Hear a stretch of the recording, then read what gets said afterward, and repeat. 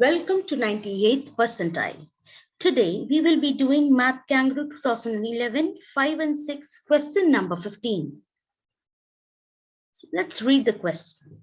Paul wanted to multiply a whole number by 301 but forgot to include the 0 and multiplied by 31 instead. His answer was 372. What should his answer have been? A. 3010, B 3612, C 3702, D 3720, or E 30720.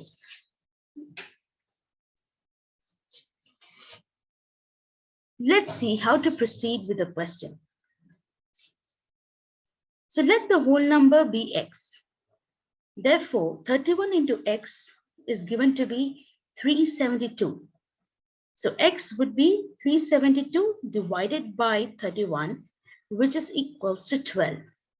So our original number would be 12 into 301, and that is 3612, which is our option B. I hope you understood this question. Thank you.